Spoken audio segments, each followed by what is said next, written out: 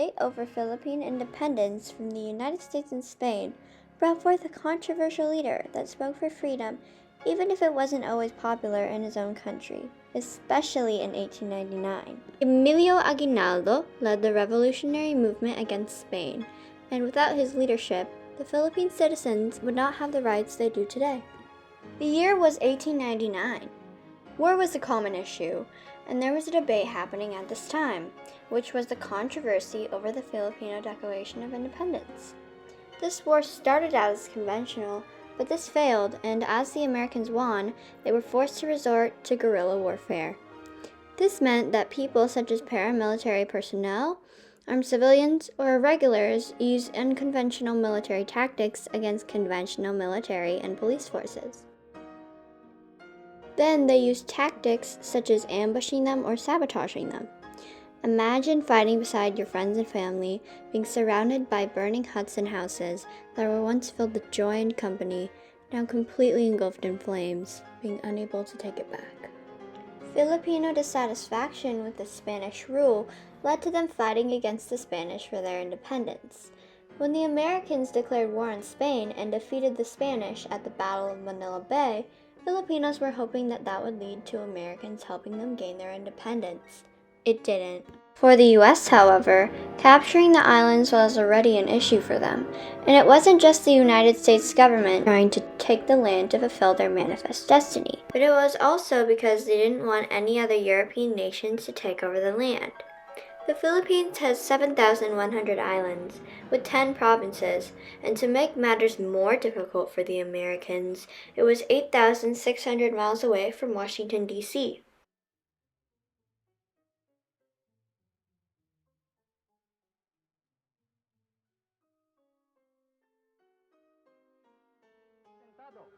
El paso acelerado de los adelantos modernos. Por medio de la ciencia, conservamos la salud e inclusive devolvemos la juventud a los que le han perdido. La ciencia también ha impulsado los inventos que se dirigen a la destrucción del hombre por el hombre. Estas dos tendencias contrarias todavía nos dicen que la cantidad de la animalidad en nosotros es muy grande. Cuando podía la ciencia perfeccionar aparatos que reformen y regeneren a los hombres? ¿Cuándo podrá nuestra humanidad decir que va camino de la perfección moral, de la fraternidad de todos los hombres, de todos los pueblos, de todas las razas y de todos los credos?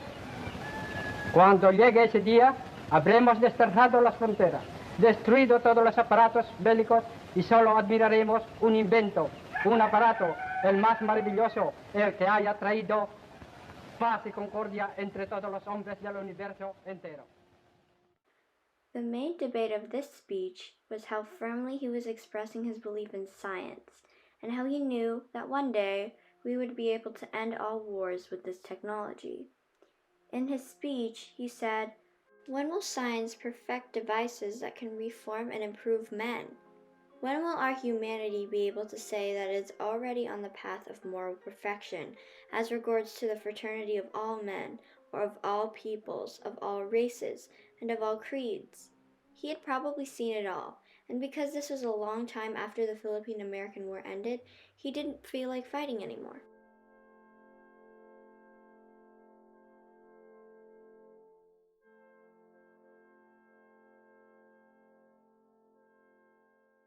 On January 3rd, 1899, Emilio Aguinaldo gave his inaugural speech, which included a lot of details about the Philippines expressing a need for freedom. The main debate over this speech was how Aguinaldo expressed that the Philippines should be an independent country instead of being ruled by a foreign nation, and that the people should be able to have freedom of speech and freedom to vote. The Democratic parties were also convinced that both victors and vanquished would both lose their lives if the war continued. He also touched base on how inhumane and corrupt President McKinley was by making his military representatives in Manila bring hostilities or inhumane treatment towards the Filipino people. This is just some of the ways his speech was so impactful. Despite his speech, however, he never truly won over the general Philippine population, which mostly consisted of the lower class. The result of this was when the Philippine Army fought against the American Army, and they were soundly defeated. Consequently, Aguinaldo didn't achieve the results he wanted from his Declaration of Independence. There really wasn't any long-term animosity between the Americans and the Filipinos, because after they fought during World War II together, and after that, the U.S. finally gave the Philippines independence on July 4th, 1946. The long-term effect is the Americanization of the people. American names like Mark and John became normal as Filipino names, and things such as skin whitening products were highly popular and still are today because of how much the American colonization affected the way people viewed themselves. English was also adopted, and this is what makes the Philippines the biggest English-speaking population in Southeast Asia. This also unified the language groups and provinces into a national identity. Even though Aguinaldo proved that he was an effective leader in the rebellion against Spain, the effect of the American war against Spain did not allow him to fulfill his vision of Philippine independence.